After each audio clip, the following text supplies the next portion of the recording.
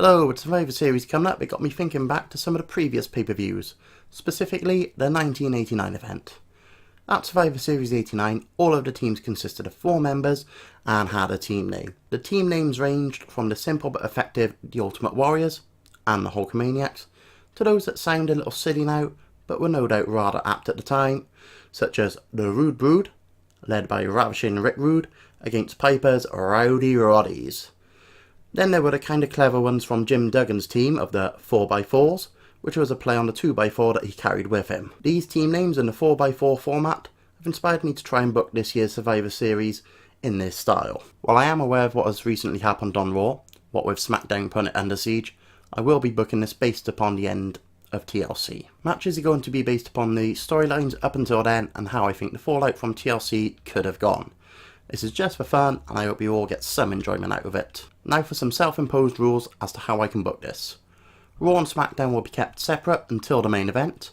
I'll be doing my best to make use of the current rosters on each, and will not be using anyone that is currently out injured, unless they are due to return soon. So that means those with meningitis will be able, but it's going to be a case of FTR, forget the revival, because Scott Dawson is out for a few months. I will be allowed one NXT call-up, even if they are to be used only for this event, as was the case with Bayley when she partnered with Sasha Banks at Battleground 2016. Lastly, I will need to have enough matches to fill the runtime of the pre-show and the main show itself. There will be 2 matches on the pre-show, and going by last year's Survivor Series runtime, which was 3 hours and 26 minutes, 7 matches will be needed to fill the main card. These matches will be split between 3 from Raw, 3 from SmackDown and 1 inter-brand main event. We'll only be doing the pre-show matches today, as I will be covering the others in future videos in the run-up to this year's Survivor Series, so make sure you subscribe to know when new ones come out. With all that out the way, let's get on with the matches. Pre-show match 1. First pre-show match will be Matt Hardy, R-Truth, Heath Slater and Rhino, with their team name being Doing It For The Kids, including Little Jimmy, versus Goldust, Kurt Hawkins, Bo Dallas and Curtis Axel, aka Coming Attractions.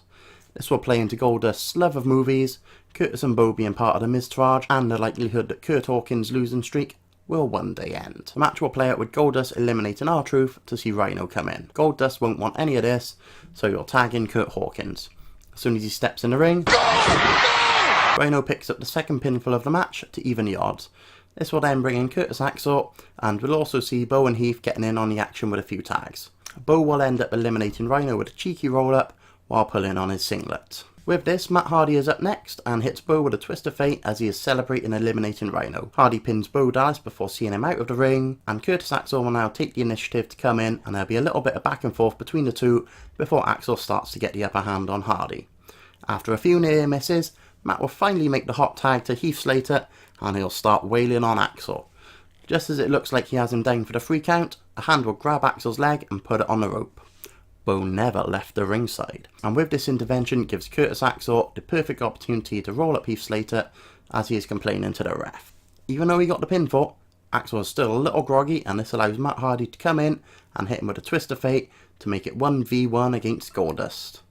Goldust and Hardy will go back and forth for about 2 minutes before Matt sets up Goldust for a twist of fate. Unfortunately for Matt, Goldust counters it and hits him with a final cut to get the win for Coming Attractions. Match fallout. The fallout from the match will see the rivalry between Goldust and R-Truth finally put to bed as Goldust eliminates him. Heath and Slater will feel grieved by the way they were pinned by Bo Dallas and Curtis Axel, and Matt Hardy will now be looking to avenge the loss to Goldust, as he felt he almost had him beat. As for Kurt Hawkins, he will just have to look elsewhere for an end to his losing streak. Pre-show match 2. The final match of the pre-show will feature the Cruiserweights.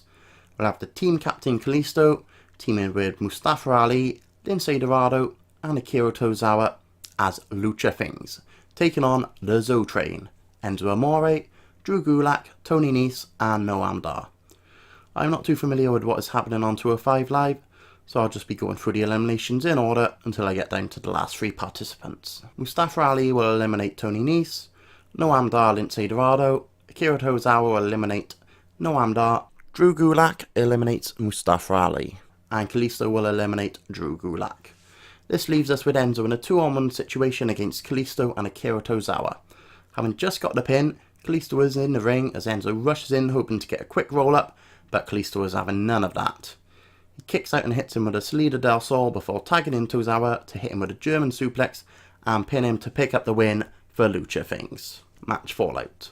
Not much to say here besides a win for Lucha Things should make the crowd happy before Survivor Series kicks off proper. Mustafa Ali and Lince Dorado can go on to face a mix of Gulak, Nese and Dart in a few tag and single matches on Raw and 205 Live. Kiro Tozawa getting the pinfall on Enzo Amore will give him a chance to claim to be deserving of a title shot while keeping Kalisto in the mix. That's the pre-show done with, so join me next time as we'll be going through the first 2 opening matches of the main card. So remember, if you like what you've seen, press the thumbs up button.